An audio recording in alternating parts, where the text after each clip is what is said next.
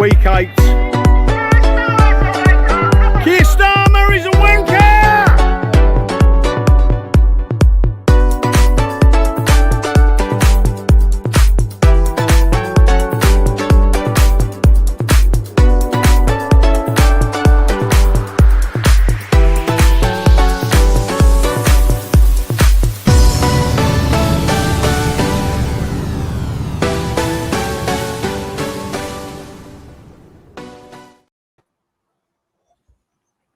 Good evening, everyone. You caught me halfway through a gulp of a coffee there.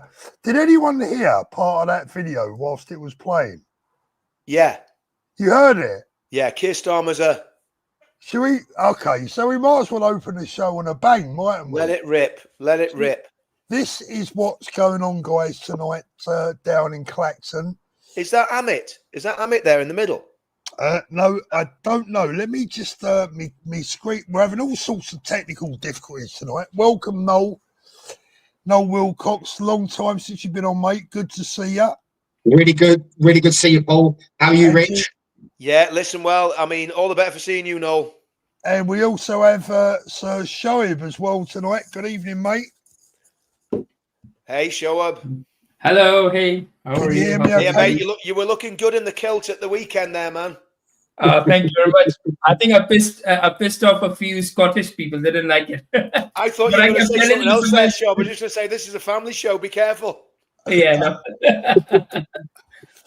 Good evening, one and all. So this is what's going on down in Clacton tonight, courtesy of John. Let's have a little look, shall we? Week 8. Keir Starmer is a wanker! Keir Starmer is a wanker!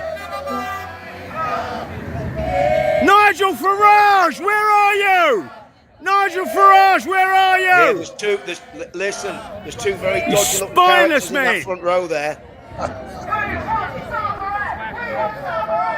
People of Clacton have had enough. We want Starmer out! The people of Clacton have had enough. Where are you, Nigel? Where are you, Nigel? Nigel Farage, the Phantom. The Phantom. Where are you, Nigel? I've just realised I've got no one here. I didn't know what was going to be said. I actually haven't played. Oh, God, blimey. Oh, dear. Talk about... No, that used to be the leader of Reform County Council, blah, blah, blah. It was like, do you know when your man Adam Brooks went on, Paul, on the stage on Saturday? Yeah. I said to Danny Lockwood, I says, Danny, here, there's that guy that used to work for GB News. And he said, What do you mean used to? I says, well, he just finished about 30 seconds ago. Exactly. Look, there's news coming in that Tommy has been held in Bogota. Yeah. Do you want an update? Yeah, go on. What have you got for us, right. Rich? Well, he went to Bogota, right, to go and chill out and get his head showered, right? And he got deported from Bogota. So he flew to Panama, and now he's waiting to get deported from Panama. I tell you what, do you know what? We could actually learn something from these countries because they know exactly how to deport people they don't want in the country. There's no messing about, no human rights lawyers, no go and sit in a hotel. I think maybe Tommy was thinking he was going to get a 5-star hotel in Bogota. I think he thought it was like coming to the UK. Do you know what I mean? Look, we got some good news tonight. One's gone home. One, yeah. Mate, outstanding. Well, it's two. Oh, is it two? Yeah, it's two. I think so. We had 1 3. Yeah, so we had 800 in today, and 2 have gone back. Wow. So how's that one out, one in, or whatever it is, 1 in, 1 out? How's that working out? It's not working out great. Do you know what I think? I think that that Diane Abacus and Rachel from Accounts are actually working on this policy tirelessly in the background because it's their sort of maths. That sort of maths is what Diane Abacus and Rachel from Accounts can do. They are. I mean, well, look, my maths was always terrible, but I'll make that 798 in. Sorry, 798 in, 2 out. And 2 out. But remember, Paul, this is the important thing. Mears and Serco and all the grifting human rights lawyers, they're making an absolute fortune out of it. And are you telling me, not that I'm casting any aspersions, you telling me nobody in government has got an interest in that? We all know what's Yeah. going on. We all know what's going on. Corruption Exactly. at highest levels. Get them all in prison. I'm not on about the migrants. I'm on about the lawyers and the corrupt lawyers and the corrupt politicians. There is a lot to play out over the next few years, believe me. Guys, tonight, first up, a big welcome to Shoaib back on the show for a while. I mean, we stay in touch fairly regularly, but first of all, mate, I mean, we've got some pretty juicy stuff to get into tonight, and that's one of the reasons that our very dear friend Null is on the channel, proving that you don't always have to completely agree politically to remain friends. Null, of course, is a member of Reform, and your position is, Null, right now, remind us again. Branch chair for Hemel Hempstead. Branch chair for Hemel Hempstead, yeah. Yeah, for Hemel Hempstead. So former parliamentary candidate as well. So yeah. So basically what that means is that we have a series of branches that has been set up in the constituencies where you were a parliamentary candidate, where you stood in the general election. And then ultimately what happens, what the branch chair's responsibility is, it's all democratic. You're elected into that position. You have like a treasurer, a deputy chair, and a branch secretary. So everybody's elected into those positions. So it is fully democratic, and you're responsible as the branch chair for the organisation of getting county councillors elected, etc. So I don't think that we've spoken since May, when we had the county council elections poll. So luckily for us, well, not luckily, it was a lot of hard work that went into it. We got 2 county councillors elected. We came second in the other 4 wards that were up for election, and then we came third in the 7th one. So if you actually look at how we're doing and how we're polling, that would be a Reform member of Parliament that would be elected, because, like I say, coming second was really good, and Labour didn't even come in the top 3. So that's how they're polling here in Hemel Hempstead. Yeah. Well, I would hope that's how they're polling right across the country. No, I want to get into something very juicy with you a little bit later on, but before we get into that, Shoaib, how did you get on last week amongst all those far right white supremacist extremists? Was you managed to get out alive? Yeah, I'm sitting here, so yeah, I did, but I'm not gonna lie. I think it was one of the most beautiful things that I've seen since I've been in the UK, and I've been here since 10 years. So I think, like I said, I was right at the front, but then I went right at the back, just to, get a feel of it, because some people were saying there were 100,000, and you see the mainstream media lying about it, saying it's only like 500,000 people there. It was a lot of lies. So I actually wanted to go back and forth. So it actually took me 2 hours to go from the front right to the back, just by walking. And because I think a lot of people knew me, and I was the only one wearing a Welsh kilt, and they just let me through. So I was walking through them, and they kept asking me if I was military. I said, no, this is just a kilt. I did not fight for this country. Not yet, I haven't, but that's what I was telling them. But like when I went to the back, as I was going to the back, numerous people stopped me. They spoke to me. They took pictures with me. There were a lot of people with special needs, the people would say, but they were still there with the kids. They were taking pictures of me. Until today, I'm still receiving a lot of pictures from people, we've taken a picture with you. Can we upload it? Can we tag you? It was beautiful. It was so much love that I've seen. I don't think, that you can, you can say what mainstream media is saying when they say, these were the far right racist thug. And I did an interview with a black gentleman who was, again, he was just there observing. He was not right, he was not on the left, he was just observing everybody, and he's seen me. And he said to me, can you come here, because I want to speak to you, because you don't look like you're white. I said, yeah, no, I don't. I am not white. And I said to him, I'm actually an immigrant. I'm not even British. I'm just an immigrant who've been in the country for 10 years. And he was asking me things, and I was telling him, and he did say to me, what do you think about these people? And while we were doing our interview, there were some white people that, like I said, I didn't even know. They just heard what I was saying. They came up to me. They were shaking my hands as we were doing our interview. And it was, like I said, it was just beautiful. I don't think I have been part of something so good in a very, very long time. So I'm just pleased to be there. Well, that's that's fantastic, and as you well know, we're proud to have you, mate. Oh, thank you. You know, you do a great job for the movement and for the country.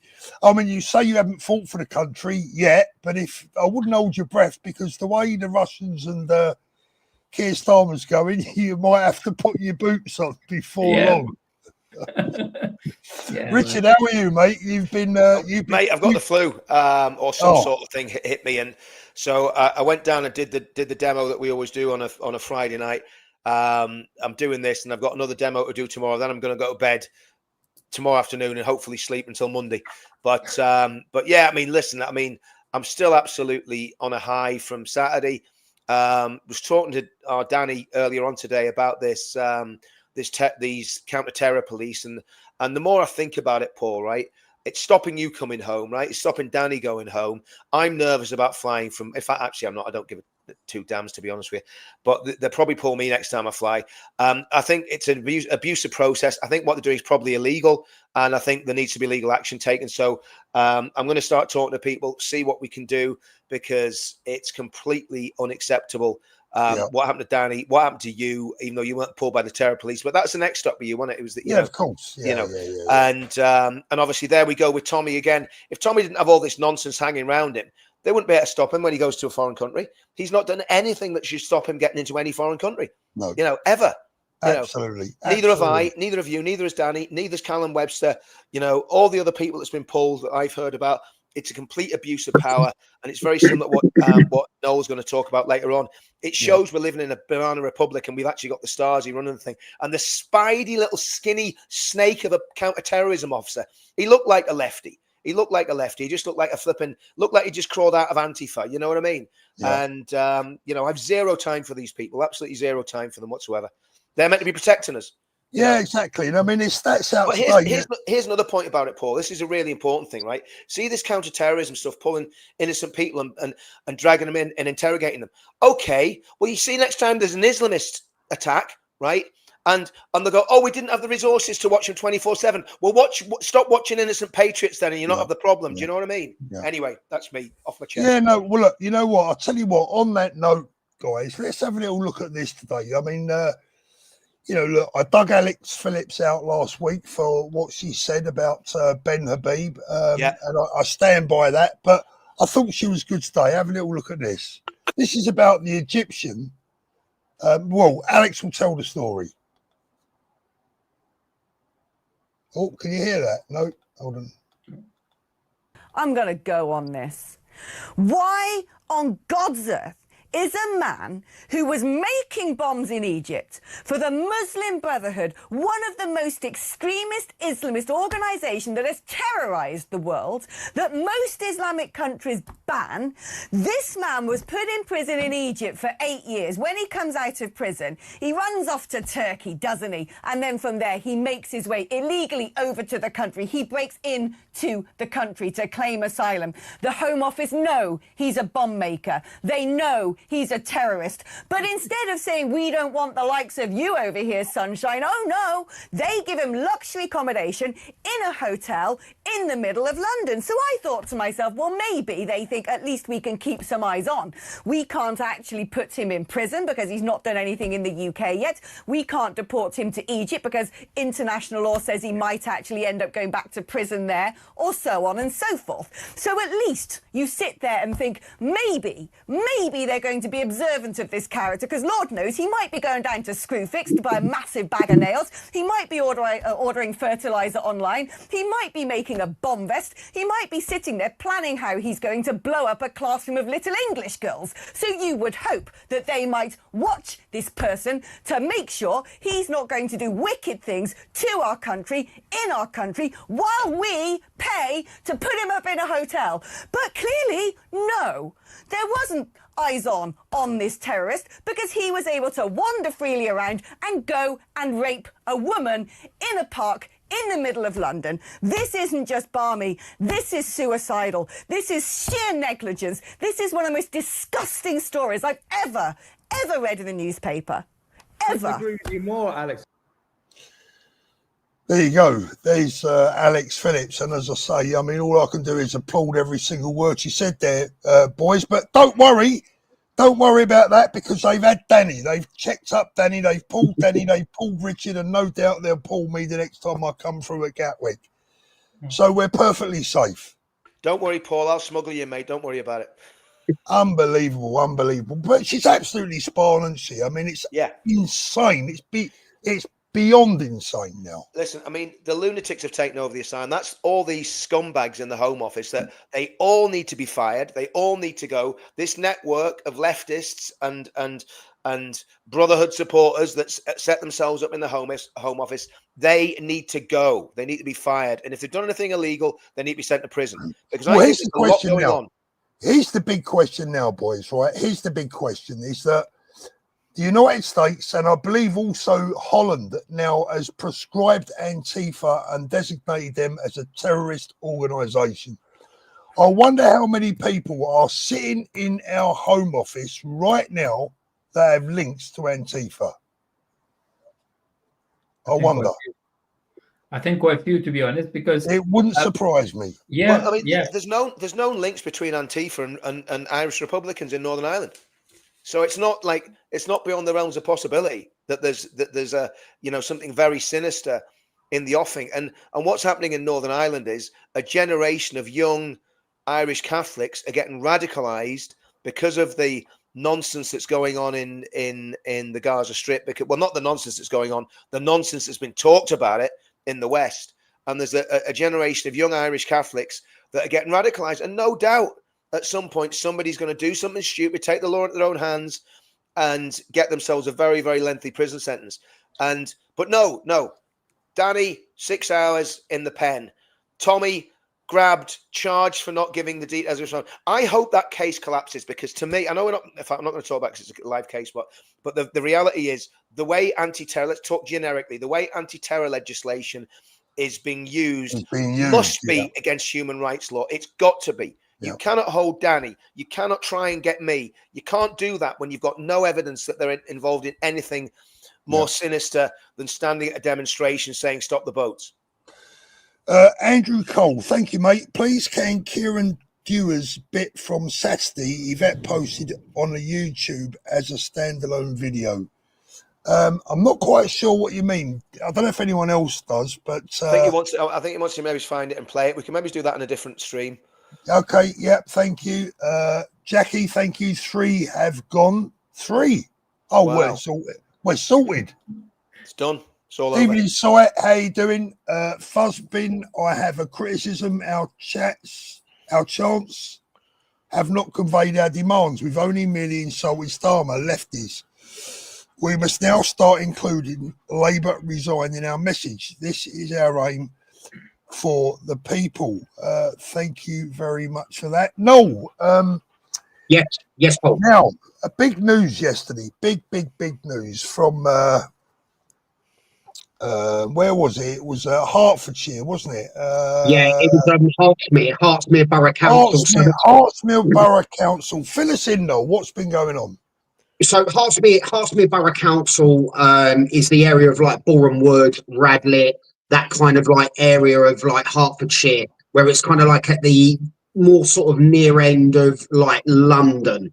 So it's quite far down towards Hertfordshire, just so that people know. Very expensive area as well, by the way. Very posh area.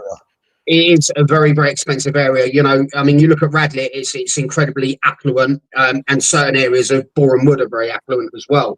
Shenley, all that sort of area. You know, now we're talking, extreme wealth. So a councillor yesterday stood up. Sorry, not yesterday. It was on Wednesday. Sorry, my mistake. Stood up in the chamber and referred to the organisers of Operation Raising the Flags and Unite the Kingdom as criminals, extremists, and nonsense. And I'm not going to disguise my anger. I am absolutely fuming over this. When I heard this certain councillor, and I'm sure that you'll play the clip so that everybody can hear what he said, particularly with what's happened recently with Charlie Kirk, I'm absolutely disgusted that an elected official would stand up and actually use the term as nonsense. Now, I know you personally, Paul, and I know Richard. I don't know you. Sorry, is it Sharp? Is it? Yeah, I don't know you, Sharp. I know Paul. Paul, you know, has got grandchildren. He's got children. And for a councillor to make a remark like that is absolutely disgusting. And more importantly, with the lads who have organised, you know, for everybody to go out, place either, you know, St. George's or the Union flag on lamppost bridges, etc., etc. You know, he's been called a far-right Nazi, all of these sorts of things. Now you throw in very, very dangerously a nonce into this equation. For me, that was enough. I've had enough of it. I've actually had enough of it now, Paul. Like, I am literally on the warpath over this. I'm absolutely disgusted. Yeah, I mean, I made a video about it yesterday. I actually haven't got that clip in this stream tonight, Noel, because I put the whole video up earlier on. But as you said, he referred to them as extremists. What were the so the councillor's name, I was just holding back the name. So the councillor's name is Jeremy Newmark, yeah? So he is the leader of Hertfordshire Council. He is elected and he is Labour. And it was him who, he was being challenged by a Conservative councillor. I don't have the name of the councillor to hand. And he was very aggressive in his approach. And I've heard other instances with this councillor as well, where he's a horrific bully towards women. I've heard that today, yeah. Allegedly. I mean, here we go. I've got the quote in front of me now. He described organisers as extremists, criminals, nonces, and sex offenders. Now, this is the language of someone. I mean, look, this language is extremely inflammatory, extremely dangerous.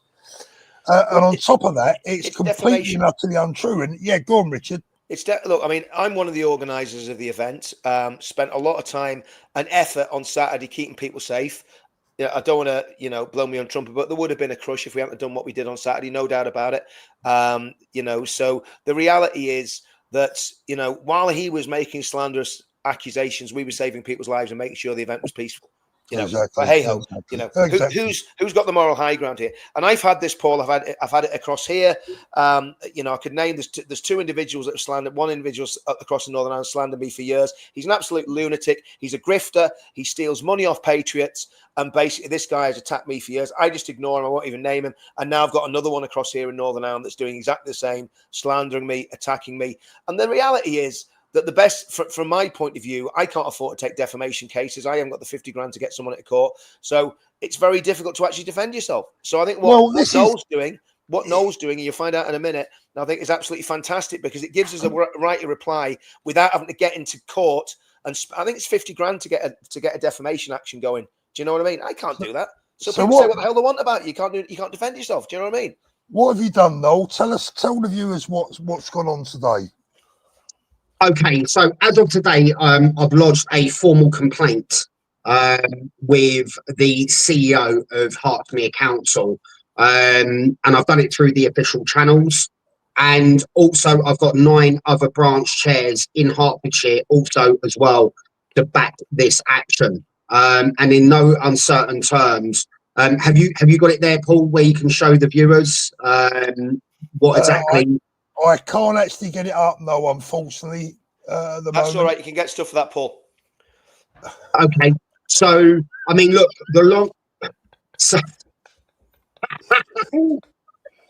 honestly, the quality of this show sometimes it's the floor, doesn't it? Oh God! Do you know what? I didn't even for a minute. The penny didn't even drop with me. It literally didn't even drop. I was about to get into a good flow then. On top of that, I've got the world's only Brentford fan in the bloody chat as well. Blimey, you're more likely to find the gold sovereign in the street than you are a Brentford fan. But there you go. So obviously we've taken sort of immediate action regarding this. And the long and short of it is that I've asked the councillor that he needs to provide evidence of these allegations, or he will need to resign. And something very, very recently that went on here in Hertfordshire, well, it actually came under the Decorum Borough Council, which is the council here. Now, Hertfordshire County Council is Lib Dems, so they're the ones who pretty much run the local authorities, is the Liberal Democrats. So recently there was an instance at Faisal's Wood, which is where cadets use like military facilities. And there was a camp that was being set up that had links to the Iranian Ayatollah. And all the branch chairs came together and we fiercely opposed this camp going forwards because we believed that it had links towards extremism. So currently at the moment, with the way that Reform are polling, and we're getting people elected into councils, local elections, county council elections, we are actually noticing and seeing through results that we are getting the results. And this can't be ignored, Paul. This complaint cannot be ignored because 9 other branch chairs have also backed my action as well. And for me to call somebody with no evidence a nonce is absolutely disgusting. And it's like what I said, Paul, you know, you've got grandchildren, you've got children. Rich, I don't know what your situation is in Sharp. And I find that sort of language is absolutely disgusting, considering how we know how the British people actually feel about paedophiles. Yeah, you know, when we see how paedophiles are treated, and anybody who that has abused children, sexually abused children, anything to do with that, I find it completely disgusting that an elected official would use that sort of language. And it's not something that I'm willing to tolerate. No, and I'd like to congratulate you and thank you on behalf of everyone for your efforts towards that. You know, I'm sure we all really appreciate it because obviously in the position that you're in, it brings a bit of power and it brings a bit of leverage and, you know, it brings eyes to the situation. And as you say, you know, look, here's the irony of it, guys, right, is that he has labelled hundreds of thousands of people with that word. He's accused the organisers of having of being sex offenders without any evidence. He's just carte blanche labelled everyone, and these are precisely the things that we are fighting for. So he has labelled us exactly the things that we are fighting to hold, you know, against. It's disgraceful. And you know, the other thing that I didn't know, which actually really surprises me, and actually really is, it makes me really sad. This gentleman is Jewish. Mm. Now, you think, with all due respect, that he would know better. I mean, for God's sake, we've been fighting their corner in many respects. Yeah. I don't get it. I mean, that's, you know, as you know, I have a lot of Jewish friends and they can't stand, they call them capos. They're basically people that actually, you know, stand with the enemy against the rights of the Jewish people, against the interests of the Jewish people and the Israelis. Most Jews absolutely despise people like this fella, you know, so he's not typical of Jewish people. He's a lefty Jew, and you know, it's totally, you know, it's like the same with us. We hate the lefties, not hate them, but we do. Yeah, we do. We don't like the lefties on our side. Rich, he's a bully. He's an institutional bully. That's what he is. And obviously one of the reasons as well why I've taken such decisive action regarding this, fully backed up as well by the other branch chairs, and also our councillors as well. I mean, this is going to get massively debated, you know, through their various sources, through the chambers. This is one thing that is just not going to go away, and I'm going to make sure that this doesn't go away, because I've taken decisive action over this, because like I say, I was truly disgusted at what you know, this councillor had said.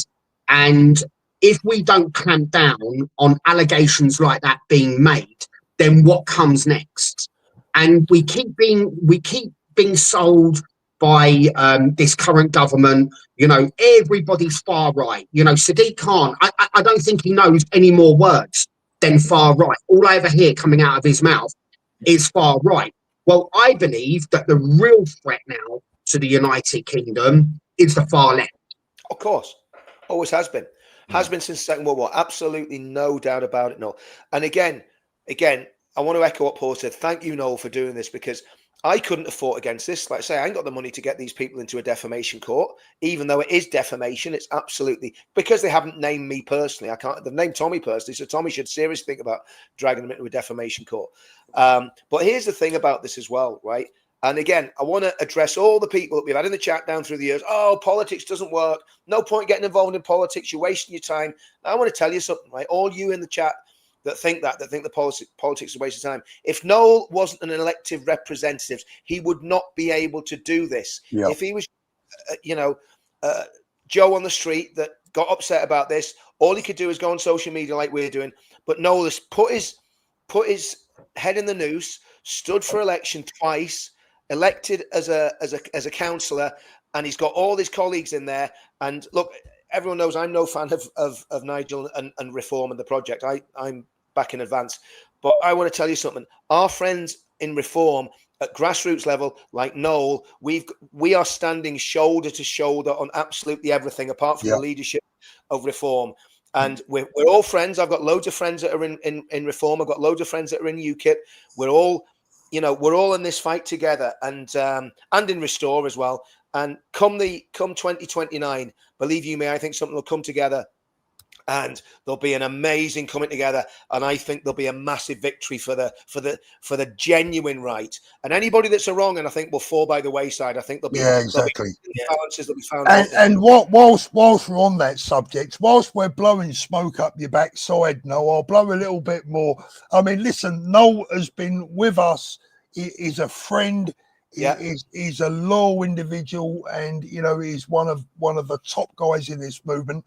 Although we are in different camps politically, but we remain very dear friends, and we share all the same beliefs, basically. So, Jackie Lee, thank you.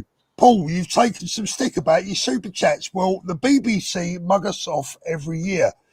Talk bullshit. At least we get the truth from you, darling. Worth every penny. Poor Tommy should have gone to Bogner. Thank you very much, Jackie. He should have gone to Bogner. Yeah, Paul, can I address the super chats as well, Paul? Right? Yeah. One, like, not every single penny that comes in from a super chat goes to you, and I know that you've been very generous in how you've shared those super chats out with people, because I'm well aware of what you've done and how you've helped people.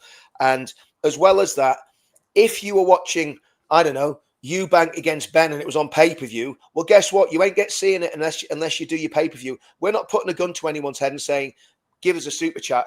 I'm delighted that people are supporting me, Paul, with super chats. I'm delighted they're supporting you. Anyone that doesn't like it, you try putting the effort that we put into this, where you literally, this becomes pretty much all you're doing, because it takes up so much of your time and so much of your effort. So if people don't like it, I don't care. Just don't watch my channel. It's as simple as that. Just out of interest, I had over 600 WhatsApp messages yesterday. Yeah, exactly. 600. Exactly. Lorianne, thank you. Richard, thank you for your hard work last weekend. Absolutely. A sterling job indeed. And, I think you probably potentially saved lives last week, Richard. Do you know what, Paul? It sounds dramatic, right? But I know that's true. Well, I had a couple of people message me during the event, and they said, I'm getting really worried. This is starting to remind me of Hillsborough. There you go. And that's exactly, and honestly, the tipping point between somebody getting crushed to death and somebody being a bit squashed is a very narrow margin. And I saw that sea of people that were trying to get in there. And of course, I'm not being disrespectful. There's a lot of people who didn't have the wit to realize when we're saying don't go down there, we're doing it because, and I was saying to people, see, when people were saying, I want to go down there, I want to hear it, I said, so do you want to kill a child? Is that what you want to do? I was just blunt with people. I was as blunt as that. And they turned around, to be fair. They turned around when it was explained to them exactly what was going on. Yeah. So I think it was a miracle. And I think Pastor Chris Wickland was praying for us. And I need to speak to Chris. I want to get Chris on the live, because we had 10 stewards across that line, Paul. You know how wide Whitehall is. We 10 stewards and 10 police officers. And until the police really started blocking roads, which again was the right thing to do. And again, I want to pay credit to I can't remember the guy's surname, but the gold commander called Dave. He was the one that flagged it up. So he'd obviously got the the information from the helicopter, because they can see it's just getting too dense and too dense. And Simon, the sergeant that was the liaison, and all of those stewards, most of all, because that's their job, right? They're the guys. They're the coppers that I met with you, right? Yeah, I think so. I think so. Yeah. But anyway, but that's their job, and they did the job well, as far as I'm concerned. Like I say, no time for the counter-terror cops that are messing about playing games. But those public order coppers, in my opinion, really didn't put a foot wrong. The riot cops on the baseline got a bit aggy, but that's it's understandable. Listen, it is what it is, right? It's not not a big drama. But I mean, I want to say this, Paul, before I forget. I want to pay tribute to those 10 stewards that came up from Downing Street and stood across that road, because they put their lives in danger. And some of these were elderly people, and they're working for free. They're working for free, and they're elderly. And not all of them were elderly, but they were extremely brave. And it was that old Dunkirk spirit. Do you know what I mean? And I just want to pay massive tribute to them, because they ain't got any thanks off anybody. Nobody's thanked those 10 people that did that. They're just back into their normal lives and all the rest of it. I want to if you're watching this, any of you guys, brilliant. And there was another steward. There was a guy. There's a lot of heroes in this. There was another steward helped me at the form up point as well. And sadly I don't know his name. I've seen him about. I think he's in the football scene. Really good lad, and he got a grip of one side of the road as well. And again, kept it calm and kept it in order. So those people deserve thanks. Do you know what I mean? Because they did that day was an extraordinary day, and there was extraordinary dangers there. I don't want to over talk about that, because I don't want to put people coming off. Next time, if we get what we want next time, that will be impossible to happen at the staging area. It just won't happen, because we're looking to get a big park, right? So that can't happen next time it happens. But again, just some very, very, very, very brave people that put them, and a lot of those people didn't like being in that crowd, because it was scary. It was scary, no doubt about it. It was scary. No, absolutely, Richard, you're right, and massive respect and thanks to all of those that are involved. So, if you were there in and around the crowd, did the size of the crowd surprise you? The sheer depth of it? Yeah, it did, because the thing was, I was actually with somebody who was attending it for the very first time. I'm a bit claustrophobic as well, so I understand what Richard is saying. And I was actually seeing a lot of people who've seen me getting a bit claustrophobic. And the moment I got that claustrophobia, I was trying to think maybe I need to get out. And they were actually helping me. And these were just local people there. And the guy that was with me, he literally asked me that, have you seen this ever before? And I said, no. I've been to the one when Tommy got arrested. It was in October last year, where I met you guys as well. I don't think it was half of what we have seen this time. That was absolutely nothing. That was maybe the 10th, Yeah, exactly. So like I said, it was very well done. Like I said, I was in the front, I was right at the back, I was on the sides, and all the stewards, they were just working non-stop. I met them, I took pictures with them, and obviously as I was going around, because I've got I get claustrophobic, like I said, so I was thanking each and every one of them as I was coming across, and I said, man, the work that you guys are doing, if you weren't here today, I don't know what would have happened. Because like I said, it was like a free speech festival. Everybody was happy, even though there were people arriving late, there were people who got there early, then there were people on the bikes as well, because there was a path where there were people who were not attending it, but they were crossing through it. When they were crossing through it, some of them were drunk, but they were not part of the movement at all, and they were the one who were blocking the ins and outs. And I think that was the only problem that we had. Other than that, it was no problem at all. And I'll tell you what makes, all this really, when you look at what went on, when you look at the sheer amount of people, the sheer volume, the sheer numbers of people that attended, when you look at what potentially could have gone wrong and how well they went and how few arrests and how few problems there actually were, it makes the criticism of the mainstream media and the government, the Prime Minister, the Home Secretary, the Mayor of London, it makes their words even more shallow and more disgusting than ever. Because instead of giving the credit that was due to those people, if you've got people going to that event thinking, do you know what, I'm going to follow the advice of Tommy, I'm going to listen to Paul and Richard and the guys that say stay calm, behave yourselves, act decently, thank the police when you leave. Well, when we do that, we only get slagged off anyway. Yeah. Well, I think, look, here's the thing. I think I think there was a spiritual dynamic to it. I think God was there, and it was supernaturally calm. I've never seen a crowd of that size so happy. Look, people had a few drinks, or some people had a few drinks, but there was no, there just wasn't. And even the guys up on the scaffolding were a great laugh. I mean, they were just having a laugh, and I mean that, like I say, there was a little bit of pushing and shoving at one point, from a few things, but it was nothing. Considering, I think there was 1 million people there personally. That's my estimate. I think there was 1 million people there, and the other thing is, I was somebody put in the comments there, they're not going next time because there was people a bit aggy on the train and so on and so forth. I get that, but do you know what? I would encourage everybody to go next time. And take a friend with you, because I think we can get 2 million people there. And if we have 2 million people on the streets of London in May next year, right? And what I'm hoping for is a very long march. There's been a long march through the institutions. We'll do a long march too. I've been out the loop for the last couple of days, Richard, very busy with other things, within the movement, but not this. Is there a proposed date for the next rally? No, I mean, well, I've heard. I'm not going to put any dates out because, again, things change. So there's no point, because if people go and start booking stuff, but we're talking about May, right? Let's talk about May, and basically, look, if you've got a massive crowd, the best thing you can do with a massive crowd is give them a really long route to walk, right? Because it takes the pressure off, and there's other things you can do as well, but I'm not going to go into that. There's other things you do to mitigate, because then what happens is the problem becomes at the start point, not at the end point. But excuse me, I think we've learned a lot from Saturday. I certainly have. And the Westminster Council also have to step up to the plate and give us something a little bit more tangible. Let me move on just for a moment. Yardy123, thank you. Patriots should overload this council with emails and phone calls to show them the people they serve are not happy with their comments. I'm perfectly fine with that. One thing I will say, I have seen 1 or 2 messages in the chat this evening that I don't agree with. Anyone that is abusive or aggressive, that's not what we should be doing, right? Let me make that very, very, very clear. The lovely Claire Bear, thank you, Claire.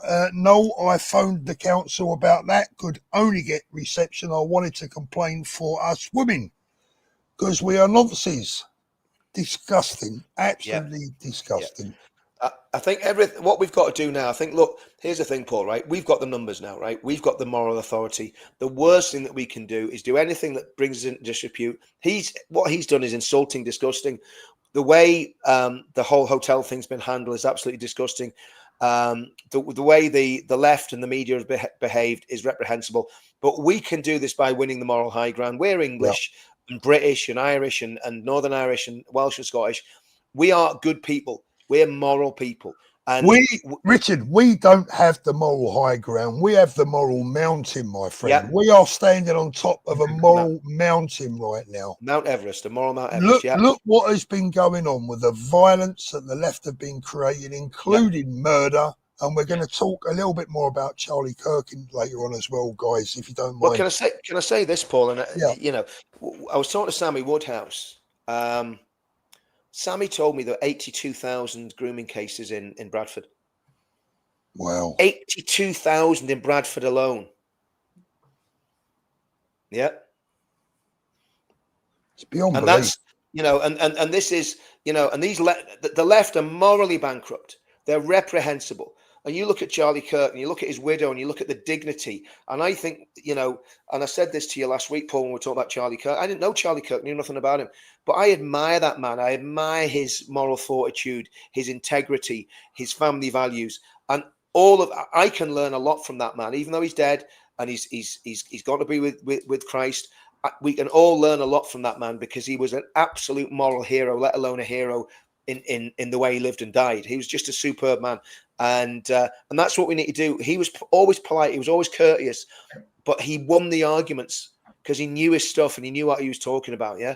And I think, that's what we need. Earlier on, I played a video that depicted a woman who is allegedly a police officer. I don't know if you guys have seen that. Yeah. Now, I have details here of who I believe that person to be.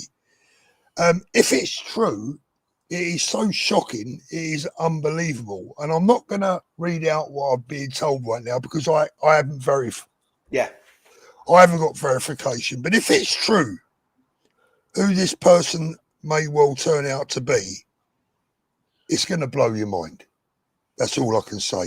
I'll look into that further when I get the chance.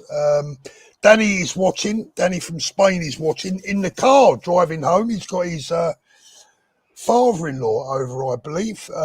And that's why Danny's not on tonight. Kevin, thank you. Have you seen the Tommy interview with CNN? Truly historic.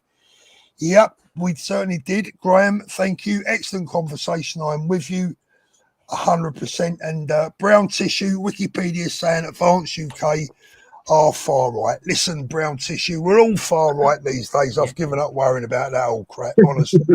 Honestly, it's Giving up worrying about it. You know, it just got to let it go now, because it's all they've got. It's the only thing that they've got left. And it's like I said, you know, our London mayor, all he keeps saying is the far right. The far right. I think even when there was ULEZ protesters a couple of years ago, you know, he said that they're far right people that are outside. You know, everyone's far right according now to the left. Well, we're just going to throw it back and just start saying, well, they're far left. Say it again. Sorry. Oh no, sorry, it's fine. Yeah. No, I was going to say, and look, all that does is actually dilute the real far right. You know, but by calling everyone, mums and dads, nan and granddads, far right fascists, it protects the people that are really in that position. Interestingly enough, I mentioned earlier on, Antifa now banned in the United States. Antifa now banned in the Netherlands.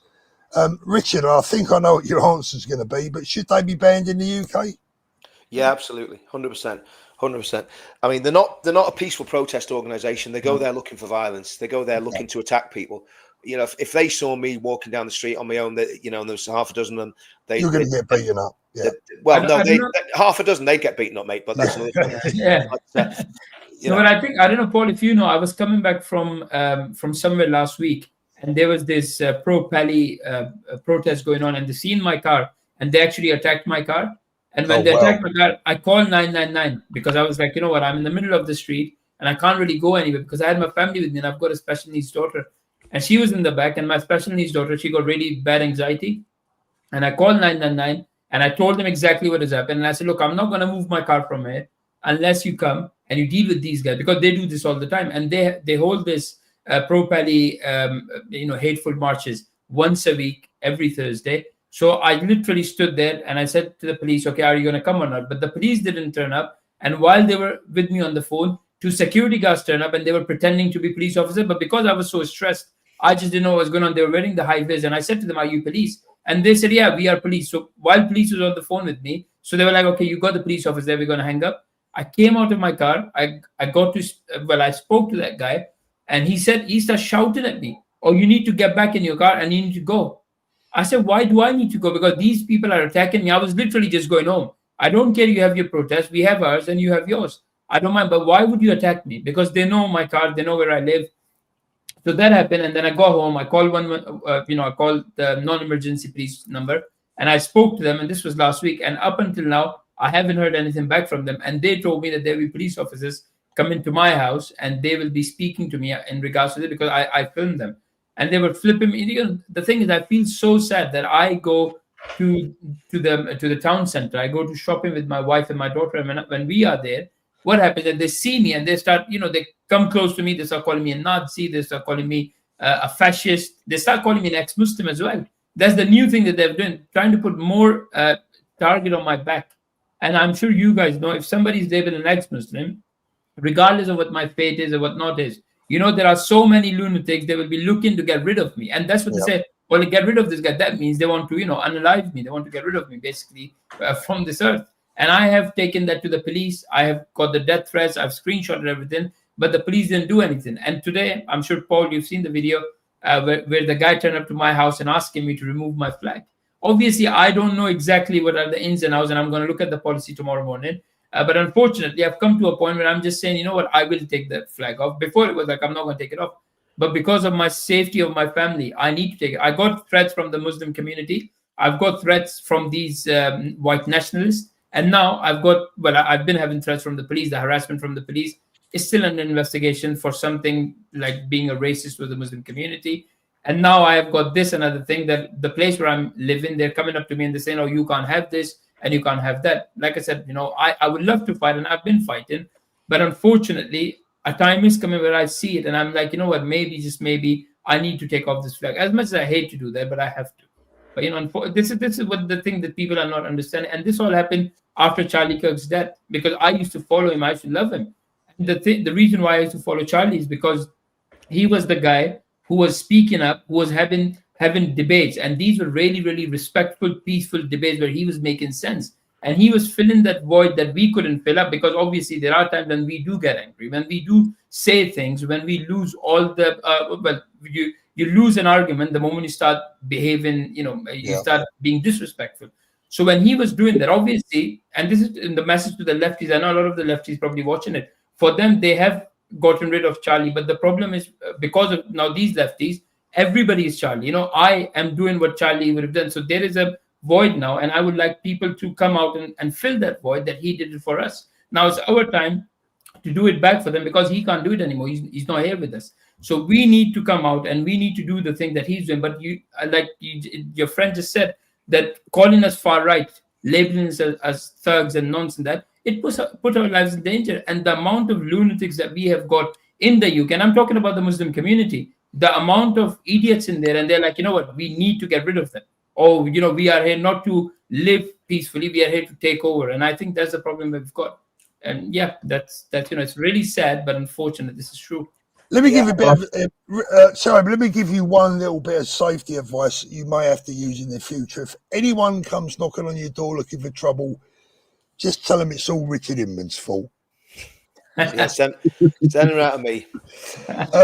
England forevermore. Take me back to 1980. I miss my shell suit and Walkman. Happy days. So many peeps around then. Absolutely, mate. Andy NJW. What's on your TV? I don't know. It's been turned off now. It was George and Mildred. Bit of George and Mildred. I want to come in on what Shohab was saying there, Paul, because I think this is a really important thing. Yeah. And it's a serious point. I mean, what happened to Charlie Kirk happened because he was continually demonized by the left.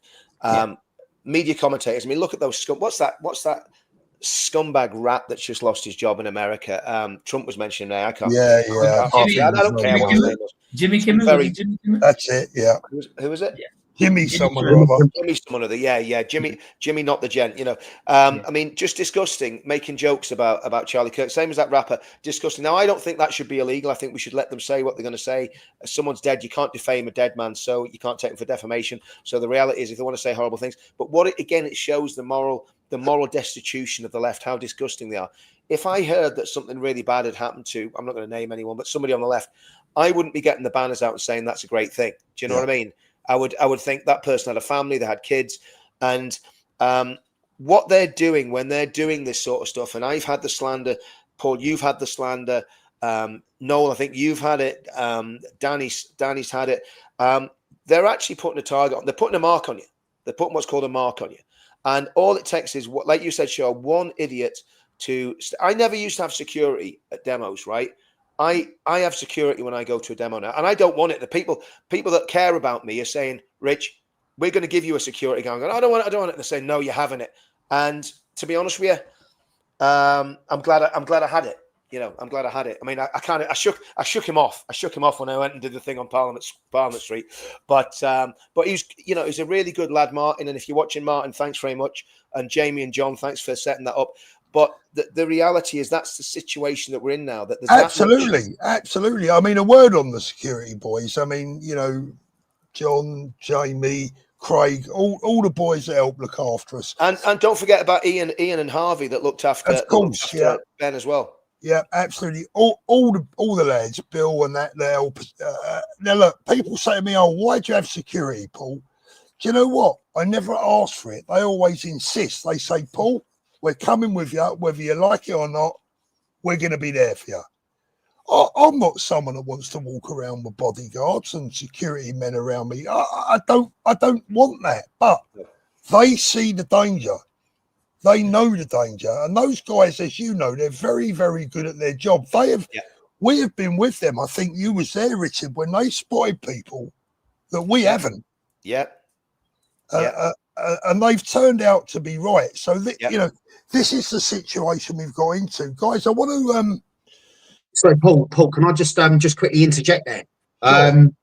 I think anybody now that raises their head above the parapet wall needs protection, needs security. And just one of my points that I was going to come to, let's go back to the Lucy Connolly saga, the debacle with Lucy Connolly, who was obviously sent to prison for a tweet. How on earth on this planet can that Bob Villain, is that his name? Is it Bob Villain? I've never heard of this guy. Is that his name? Is it Rob or Bob Villain? The guy that's shouting Bob Villain or something like that. Yeah, Bob Villain. Never had I heard of this bloke. And I'm really actually quite gutted that I have heard of this guy. I mean, the things that he has been saying is absolutely disgusting. And yet again, we come back to two-tier Britain, two-tier justice, two-tier Britain. And these are clear examples of two-tier justice and two-tier Britain. That this man can stand on a stage in front of everybody, shout death to the IDF, nothing happens to him. Yep. And then the other day, he uses foul language against Charlie Kirk, basically mugging him off that he's just been shot. How on earth is it that Lucy Connolly is arrested for a tweet and this man can come out on stage in front of thousands of people, in front of the TV, and talk the rhetoric that he can talk with absolutely no repercussions whatsoever? Yes, he's lost a few gigs, but why are the police not at his door? Yeah. Well, I mean, for me, Noel, you know, I don't think either Lucy Connolly or Charlie, whatever his name is, Rob Villain, whatever his name, I don't even know. I can't remember these people's names. But this villain character, I don't think any of them should be getting a knock from the police. I think at the end of the day, you should have. I'm a free speech absolutist unless it's inciting murder or it's defamation. And there's laws already. But it was because he did say death to the IDF. Oh yeah, on that one, yeah, well, that one, yeah, definitely. I agree on that one, absolutely. That was inciting terrorism, I would say. Yeah, but because he was allowed to get away with that, that's what I'm saying. I agree on that one, Noel, because death to the IDF. I've got friends who've got grandchildren that have either served in the IDF or are still serving in the IDF who are British citizens, but they served in Israel because they've got dual nationality. And that sets them up for assassination from Islamist death squads in the UK without a shadow of doubt. And this again, it goes full circle. It goes back down to the counter-terror thing. Why on earth are counter-terror looking at me, looking at Danny, looking at Tommy, looking at Callum Webster? You know, why are they looking at innocent people when there are genuine terrorists who are running around this country and plotting heinous? And here's the thing: there will be another Islamist attack. It's just a question of when. Yeah. Well, God forbid, God forbid, I hope that you're wrong. You know, I hope I'm wrong too. Yeah, but I don't think I am. And you know, our security services, you know, they work very, very hard, you know, to prevent these things. They do. You know, from happening. And you know, I mean, recently they foiled that terror plot. Was it in Greater Manchester, where I believe that 4 Iranian terror suspects, and I believe that an attack was imminent. But thank God we've got the security services that we've got the intelligence that we've got, you know, who hopefully will keep a lid on this. But yes, I think the point that you're making is that we are living in very, very dangerous times. And yeah, it's very, very dangerous times, which brings it full circle round to the fact that, you know, we're talking about security, etc. Because I put my head above the parapet wall, people that are close to me have also, you know, started relaying that sort of information to me, to the point now I'm actually, you know, Paul, we were having this conversation the other day. You've got a Rottweiler. I'm thinking about sort of getting a cane corso dog or one of those pressers or something like that, because it's like I say, it's that, you know, that maniac, that idiot, where that mark has been put on your back. And I think this is one of the reasons why I'm taking it so seriously about calling people nonsense. And I'm just not going to let this go. And I just feel at the moment that we're at the point, or we're at this crossroads, that there's so much two-tier of everything that's going on. Because with this Bob Villain, by him shouting death to, indirectly it affects Jewish people. All Indirectly, Jewish people. All Jewish yeah, people. of course it does. And Not they just know the they're doing that. Israeli Defense Forces. It affects all Jewish people by him Yeah. saying something like that. And these people do not realise how dangerous their rhetoric actually is. No, you're wrong there, Noel. They know exactly how dangerous it is, and they don't care. They're Yeah. evil people. That's the problem. We're giving them far too much moral credit. These are evil, sinister, satanic. They know what they're They doing. know exactly what they're doing. And I think it's with the lefties as well, because I know this personally. Within the Pakistani culture, what it is, there will be people who don't want to get in trouble with the police, and they will hope and expect some lunatics hear what they are saying, and they will come out and they will attack them. And these will be lonely guys, like the Charlie Kirk shooter. He was a nobody. Nobody knew who he was, whatever the hell was going on. But they were people banking on people like that. They come out and they shoot him, and guess what he did? And that's exactly what's going on. There are more than thousands and thousands on the left. They come out every single day chanting these things. It will take only one idiot to get that chance, and he'll be like, you know what, I'll go ahead. And like Lee Rigby, the guy who attacked and killed Lee Rigby on the street, he was some sort of, I don't know if he was an immigrant or, but he was a black guy, and it was the same thing. He was chanting about Muslims. Oh, he did this about Muslims. He did not even know it was the story. He heard something, and he decided to kill that guy. There were two Muslim converts, Michael Adibalajo, I can't remember the other scumbag's name. I'm sure they probably was a convert from jail. And usually it is these people who have done so much crime. They go to jail and they're like, oh, you know what? I'm a man of God. There is no problem turning and becoming a man of God. But then when you are brainwashed by these Muslims in jail and you're coming out to do their job, and that's it. That's the type of people that we see. I can't go out as well. I can't go out with my family. I'm always looking around. It's just, and people have started to notice me when I'm out and about, because what was happening before, when I used to go out, people will take a picture of me. If I'm meeting up with a friend of mine or meeting up with somebody that I was working with, they will take a picture of me and they will expect it to be a woman, and they will put it out there. Oh, look, this is his girlfriend. He's married. And this, nonsense, obviously, because I know exactly what I was doing. But this is the type of thing that happens to you. And it takes one guy who sees you out and like, oh no, that is a racist. That's an activist. That's all this, and come and attack me. What would I do then?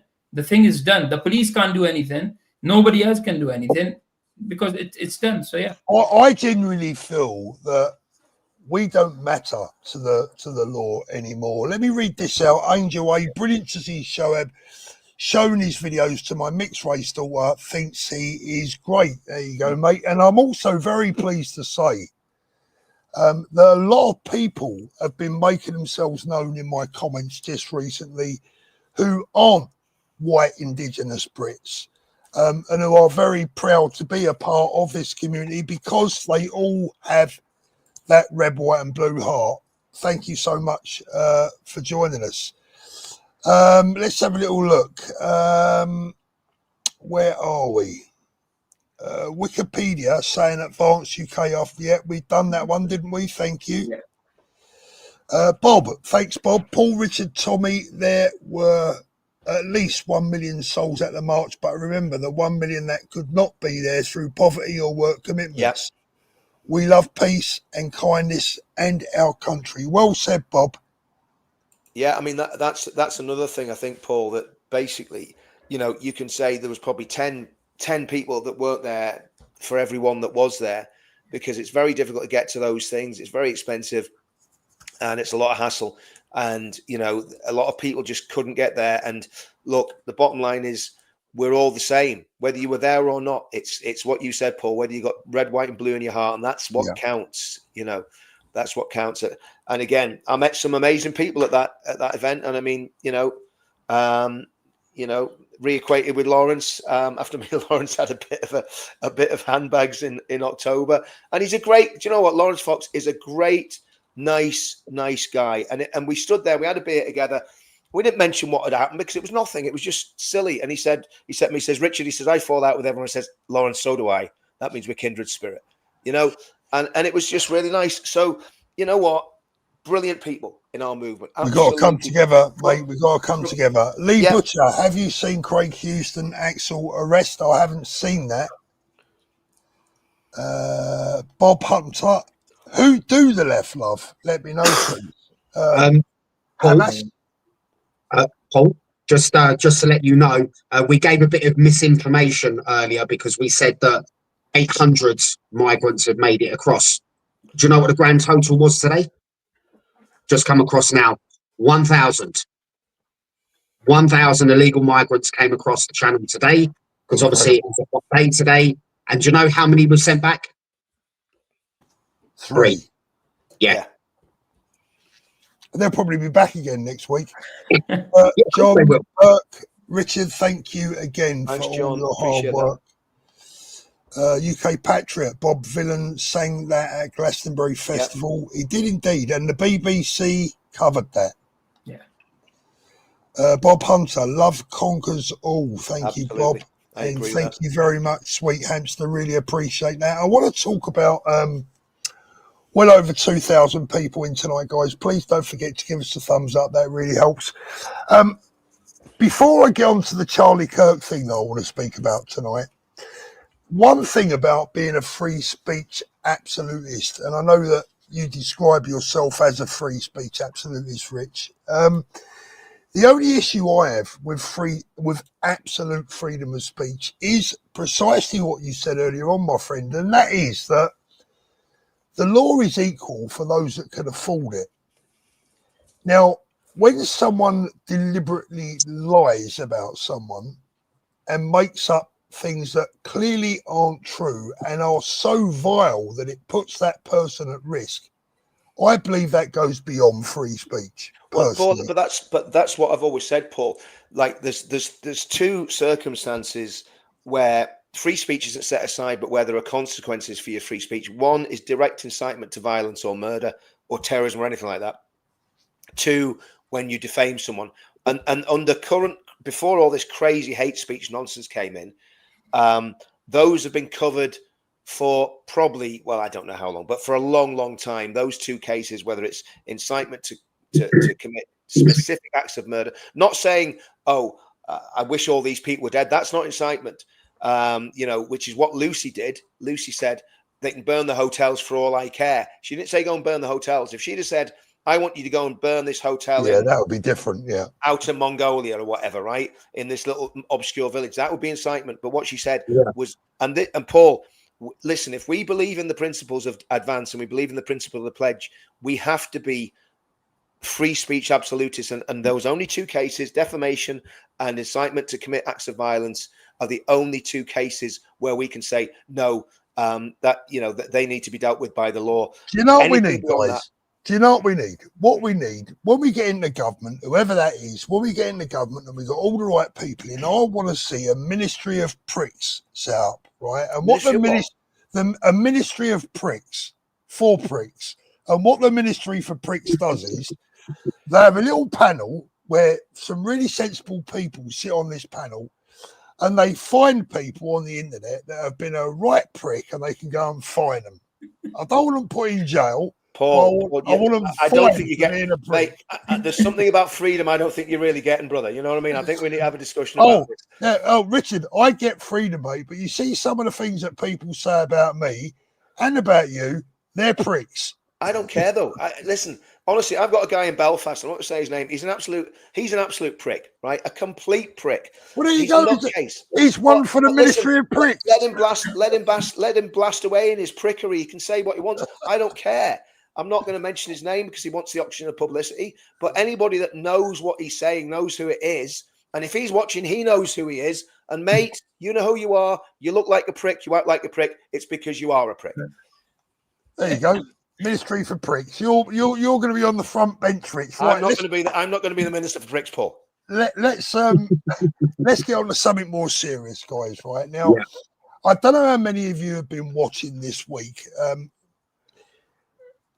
There are a lot of conspiracy theories coming out about the Charlie Kirk assassination, and I'm not going to get into them because I believe that there are people out there right now making videos about conspiracy theories purely to make money, and I think that's wrong.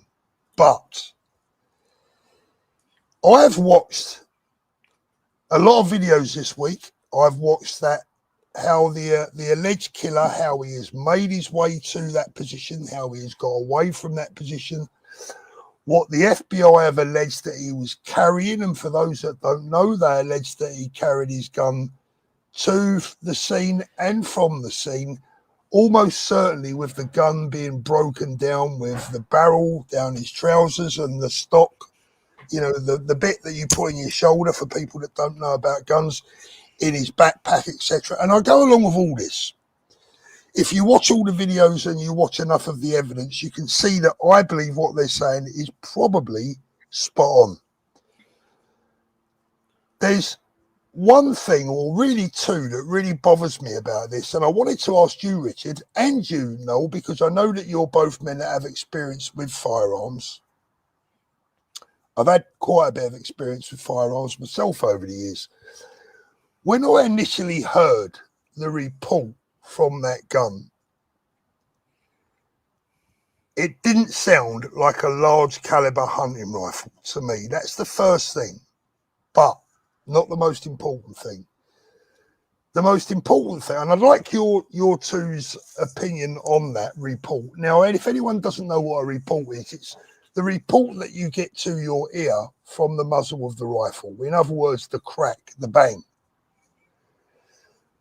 That did not sound like a large hunting round or a medium to large size hunting round report from that rifle.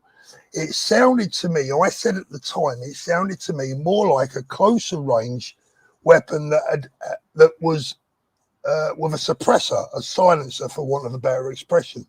They're not silencers because they don't silence anything. They just suppress the sound. The biggest thing that I find really intriguing about that, and this is not particularly a nice subject, but it's the wound. Yeah. It really doesn't make sense to me. Now, I've seen... I know what you're going to say. I know what you're going to say. Because if it had been high velocity, it would have literally blown his whole throat out. Yeah. Yeah. And it was a hole. It was like a hole near where the... Is it this? I can't remember which side it was, whatever side it was.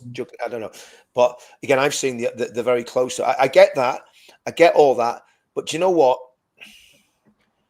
I remember getting shot at in Belfast. We were in a Land Rover. I didn't even hear it. Right? It just zinged over my mate's head. And it did happen, but I didn't hear it. And I remember another shooting. One of my mates was... So this is people actually... See, it's all right pulling the trigger, right? You pull the trigger, you hear what you hear, right? But... And Nola know this. When we used to do the butt parties, when you used to go on the range, right? When you do a butt party, you're hearing the crack and thump of the weapon, and you're hearing the rounds digging into the bank. Because when the way they used to do it in the military, I think it's all automated now. I'm sure it is, but we used to be behind the flipping big lump of flipping big mound of soil. Bang, bang. Targets up, targets down. You got it on a big frame, and you hold it up and you hold it down, and all that, right? So when that's happening, you know, you're hearing the rounds hit the thing. You hear the crack and thump.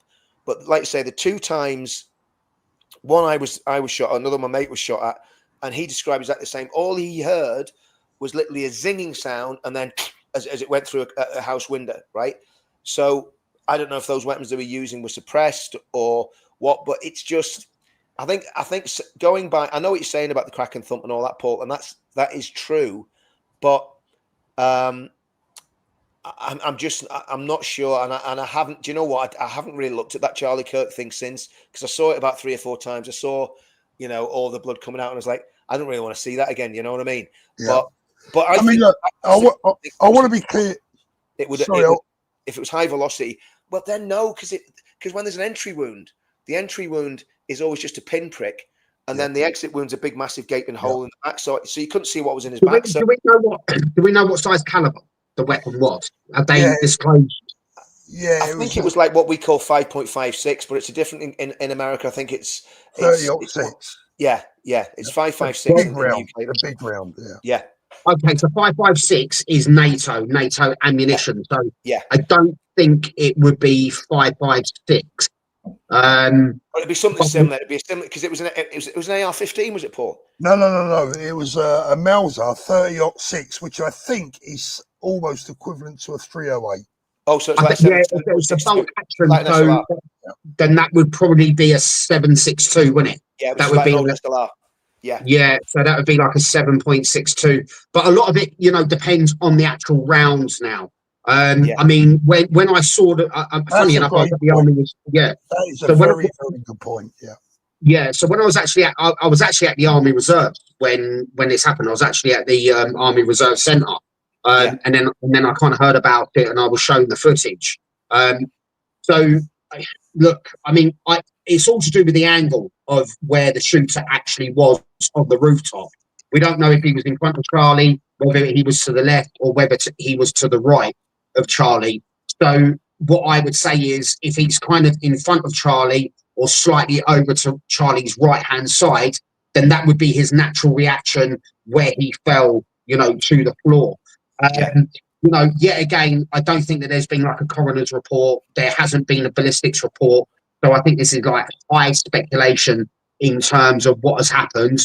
A lot of the things now that I actually look at, when I'm looking at like Instagram or whatever it might be, a lot of it I don't pay any attention to anyway, because of so much AI is involved in things now. So I think what we've got to do is just actually wait for the ballistic reports. It would be the angle. But what I'm saying is, in terms of the ammunition that was specifically used, I remember the old SLRs, Rich. They kind of like, it was the back of the lead bullet. I mean, if you got hit by a 7.62, it would practically take the whole back out, because that's how the actual round was designed. Whereas the 5.56 millimeter, which is NATO ammunition, the 5.56 millimeter, it puts a small hole, in you. And this is one of the reasons why the police and, they tend to favour those weapons now, because there's a low risk of that round penetrating through you. They're more designed to injure than to kill. It is. I mean, it's really. I mean, I had a mate that was was shot by a 9mm, and it hit him up here somewhere, just near the collarbone. It bounced right the way down through his body, came out his back, and he was dead before he hit the ground. Right. And then I had another mate who shot a terrorist that was hijacking a wagon in South Armagh way back in the day, and he said he hit him with 6 armor-piercing rounds. And the guy didn't have body on, and the guy got in the vehicle and drove the vehicle back across the border. Now, I don't know whether he died or not. They never found out. So there's a lot of weird, with shootings of firearms, like, I mean, as soon as I saw that footage, like, because everyone's going, oh, he's in hospital and they're going to save him. And I said, he was dead before he hit the ground. You can see he just went floppy. He was gone. You know what I mean? The point that Null come out about the load in the actual round itself is a very good one. I'm going to predict, or I believe from what I saw and what I heard, that despite the size of the round, I think it was a very low load in that round from what I saw. Yeah. But I want to ask you two guys this last on this topic, because it's not particularly pleasant, but it's very interesting. I'll give you my answer before you two give me yours.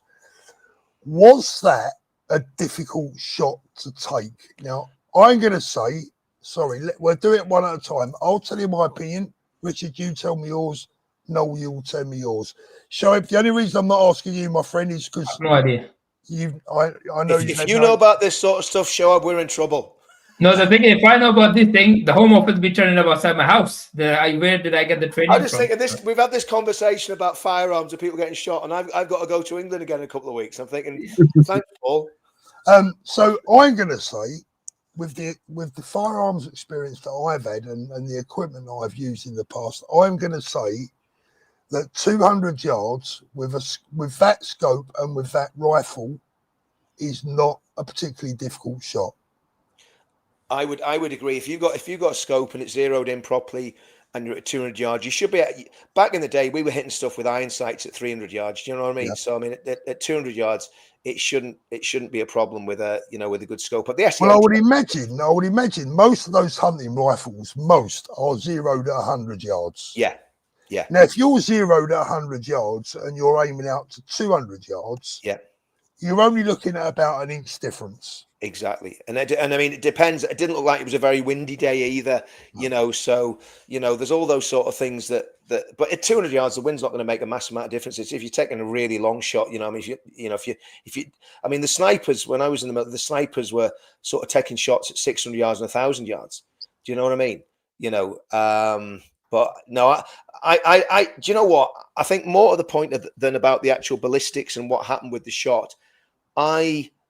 I think, and I'm not conspiratorial. Well, I am actually when I think it's sensible. But this is what I think. I think he was going to be president of the United States. Yeah, there's no doubt. There's no doubt he was a future president, right? And he would have been a brilliant president. And I think there are certain vested interests on the left that don't want him coming. Now, some I'm going to call it. I'm going to call it out. I'm sorry. Some idiot put in the comments it was the Jews, right? That is just ridiculous and stupid, right? Charlie Kirk was a massive supporter of Israel, right? He wasn't particularly into the ADL type left-wing capo type Jews because he knew that they were traitors to their own people, right? But in terms of Israel, Charlie Kirk was a Christian Zionist. He was a massive supporter of Israel. So I'm sorry, you're not having that. We've seen that one raise its head this week. I mean, again, it's you know. Oh, listen, they were responsible. They've been responsible for everything since since the crucifixion. I mean, you know, it's. No, what's your opinion at 200 yards? Do you think that's a difficult shot? Do you know what? I just had a look now because in terms of yards, I've always worked in meters, so I just had a look now. 182 meters is not a long distance at all. With a weapon system that maybe he's practiced on or whatever. I don't know how long he was up there for, but obviously, when you're lying down on the floor, the pictures of what I've seen of him, he's in the prone position. So that's where you're lying down. The weapon system, the butt of it is well into your shoulder. It kind of aligns where your foot is. And as long as you get your breathing right and you actually do something called pressure on the trigger. So there's certain pressures when you're pulling the trigger. There's certain pressures, and there's normally two pressures that you have with a trigger, and you release the shot. So as opposed to actually pulling the trigger like you see in the films, if you were pulling the trigger and probably at that range, if you pull it and just the slightest movement of the barrel would pull the shot off. So you're actually trained to take up the pressures and actually release the shot. So was it a difficult shot? No. With somebody who's just done, a little bit of training in terms of, you could probably research, I would say on YouTube now, like marksmanship principles. All you would need to do really is get your breathing right and stuff like that, just to draw the comparisons. When we do our, I don't know what it's called now, when we do our annual weapons test, ACMT it used to be called, which was the annual. It used to be called the annual personal weapons test. Yeah, they called it the annual combat marksmanship test. Yeah. So a lot of what we do, which is like the standing, the prone, and the kneeling position, you go to the 300 meter point, and you're still getting your rounds on the target. And as Richard said, we use the electronic system now, and it will always be that targets will fall when they're hit. So at 300 meters, if you're moving around with a weapon, you're standing. When you're looking down the barrel, the barrel's moving everywhere, and it's just a question of guiding it on. But somebody that's lying there for quite some considerable time, who's watching every movement of Charlie Kirk, it's a very easy shot to make. Yeah. Because I believe so. I mean, I've watched videos this week where Navy SEALs have been saying it's a tough shot, and I honestly don't get it. I mean, I've shot out to 200 yards, and with the right equipment, I mean, in all honesty, when you're looking through the right scope, it's like 6 feet away from you. Yeah, absolutely. And the other thing is that lad, allegedly, that gun was given to him by his grandfather, which kind of tells me that they probably wouldn't have taken him out hunting when he was a kid with that gun, etc.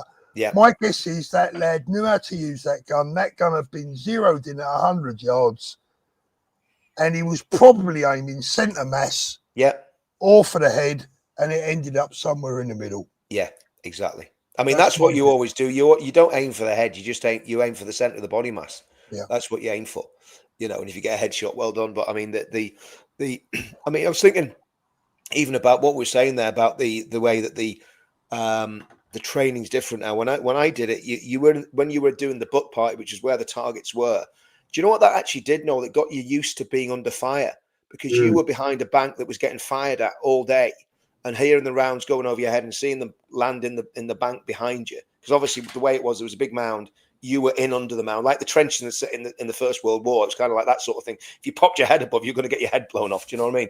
But and it was like, I just thought about that there. That was interesting what they used to do then. They did that deliberately so that you got used to basically rounds landing. The crack in the thumb, because you would never hear the weapon being discharged, would you? You would only ever get the crack in the thumb. Exactly. So you'd be sort of standing there behind the sandbank, and the next thing you would get the crack in the thumb. And when that shot was fired at Charlie, all I heard really, you can hear the crack and the thumb, because you can hear the crack and then you can hear the impact. So you know, for me, I'm not buying into any of the conspiracies, but you know what? We have to work with facts, and I think we have to wait for the coroner's report, the ballistics report, etc., etc. He was clearly an amateur at what he was doing. You know, from the CCTV footage when he was getting off of the rooftop. I mean, to put your handprint down on CCTV of where he was, you know, that's a big combat indicator to me that he was an amateur at what he was doing. You know, and then his escape plan really was to fall 20 foot. He probably sprained his ankle as well. I think he limped off at some point. So for me, I just genuinely think that this was a genuine lunatic, and I think everyone's overthinking it. I could be wrong, but I just think it is what it is at the moment. But one thing I agree. No, the only as I said, the only thing that doesn't add up for me is the velocity of that round. But if it was a low load, that could well explain it. But there are some anomalies with that caliber rifle for me, with the injuries sustained. That's just my opinion. Whether I'm right, whether I'm wrong, it's just what I saw. The truth is, there still is a deep state in America that will still be active, even though Trump's in power. There's still going to be people who are leftists in the CIA, in the FBI, in any of these organizations, and the shadow state. So I think that's and the UK is exactly the same. And man, you know, I'm not coming to Northern Ireland, but like some of the stuff that happened in Northern Ireland, like so murky that you wouldn't even believe, like, you know what I mean? So I think there's one thing we can say, Rich, and that's for sure, the American government have taken it very, very, very seriously. I mean, they are all very emotionally invested. I mean, you know, you look at. I don't think it was Trump's lot or anything like that. No, but I think there's still obviously there'll be remnants of the left-wing deep state still in place in America. That's what I'm saying. I'm not saying if there's any conspiracy, absolutely, I agree with you. It would be the remains of what was there before. I completely agree with you. But when you look at, you know, JD Vance, you know, the way that, you know, he's brilliant. I think he's brilliant. I love that. Trump's people have been absolutely superb. They've been absolutely. JD Vance is amazing. Amazing. I mean, look how personally they've all taken it. You know, I don't think any of them slept for something like 36 hours. They were literally, all of them were just working around the clock to find, you know, the killer. I don't know. Sorry, Noel. Sorry, cutting across you there, mate. I played one of JD Vance's speeches earlier in a video earlier on. If you haven't seen it, watch it because it's epic. But he also did another one about how the left and their innuendo and their constant sniping at anyone that doesn't agree with them was ultimately responsible for Charlie's death. Guys, we've got up to an hour and a half. Let me just get through the last of the supers. UK Patriot. A teacher spoke to students about Palestine action. Wouldn't surprise me. UK Patriot again. Allegedly, man behind Charlie was on his mobile. There was one or two things going on behind him, but I think probably coincidence. Nick Core. Thank you, Nick. Just announced on Real American Voice, Erica Kirk will take over as CEO of Turning Point. Wow. Good. Bob, thank you, Bob. A small donation for Richard, Paul, Danny, and others for your love and humanity of your faithfulness and love towards our country. Thank you, guys. Cheers, Bob. You're a star. Again, Bob, thank you. Charlie, we'll see you soon, brother. Subi Spaceship, I can't believe I have to ask this, but as an American, if I fly to the UK to go and see a football game, could I be arrested for all the smack I talk about commies online? Starmer is such a little punk. Very unlikely. They're after Very us. unlikely. They want us. Yeah, they want Brits, not Americans. Yeah. Sufferfish, bodyguards said they got a pulse back. Hospital lies. Wow. Do you know another thing about the weekend? Gavin McGuinness. I don't know if anyone knows Gavin McGuinness, right? He's banned everywhere, right? He was on Liam Tuft's podcast last night. I think it was they aired it. He is one of the funniest people you'll ever be in company with, and he was there, and I had the pleasure of making an acquaintance with Gavin again, and just an absolute, just. A real character. Let's just put it that way, a real character. But it was, and he's banned from everywhere, and he's banned just because he's like, Yeah. Ali Smith, very perceptive. Paul Thorpe, have you been on the Shandies? I did have one earlier on with me, Ruby Murray.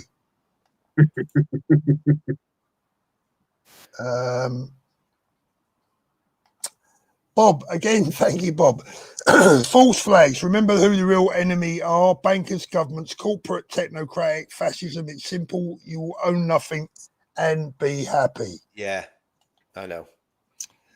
Lee Butcher, Fubar. Right, that's it from the supers, guys. Thank you very much. We won't be able to read any more of them out tonight. So that, thank you for those. Kevin Maguire is vile over Charlie Kirk. Absolutely disgusting. Yeah. Absolutely disgusting. Total and utter wrong. Right, guys, that is it. Thousands of messages again this evening. Thank you so much, Shoaib. We really appreciate you joining us tonight, brother. It's always an absolute pleasure. Sorry about the last 15 minutes. You've been kind of sat on the sidelines. No, good information. That's good information. That's because you've been a good boy, a good clean lad, and you've never been playing around with firearms. That's what it is. I just want to add.